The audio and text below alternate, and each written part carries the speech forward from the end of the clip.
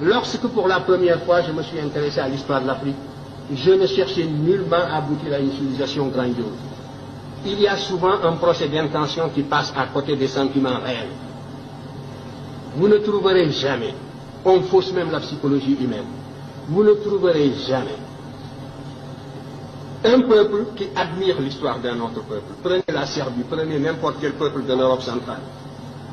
Ce que le peuple de l'Europe centrale voudrait, c'est de refaire le chemin humble que ses ancêtres ont suivi, de retrouver le lien conducteur, le fil ténu, qui le lie à ses ancêtres les plus lointains, quel que soit le caractère humble de l'expérience que ces peuples ont vécu, que ces ancêtres ont vécu.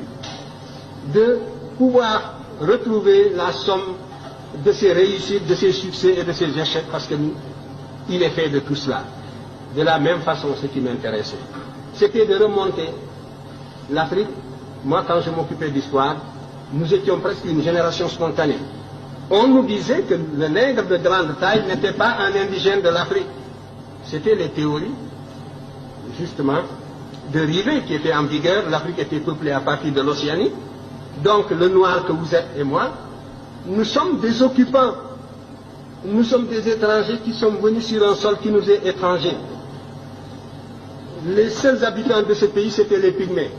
Le noir a devancé le blanc est venu, s'il est plus fort, il évince le noir qui est un étranger comme lui. Voilà les théories qui étaient en vigueur. Quant à l'origine réelle du noir, ça se perdait dans la nuit des temps. Et notre histoire était enseignée avec des dates qui apparaissaient comme des contes d'épiciers. Alors, devant une telle situation, la seule chose qui m'intéressait, c'était, j'étais habité par la certitude, a priori, que nous sommes là, sur ce continent, en même temps que les autres, que nous avons toujours vécu ici, que nous sommes des Noirs capables, des hommes capables, aussi capables que les autres. C'était la seule chose que l'on pouvait supposer a priori. Et ce qui m'intéressait, c'était donc de retrouver ce chemin humble qui me conduirait à nos ancêtres les plus lointains. Et quand je suis tombé sur l'Égypte, mes camarades le savent de ma génération, j'étais gêné, ça ne m'intéressait absolument pas de tomber sur l'Égypte, pour ce que je cherchais. Si le fil conducteur, c'est la continuité, c'est la restauration de la conscience historique qui m'intéressait.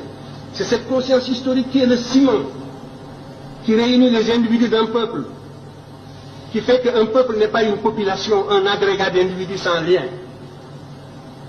C'est ce sentiment historique seulement que je voulais restituer, restaurer.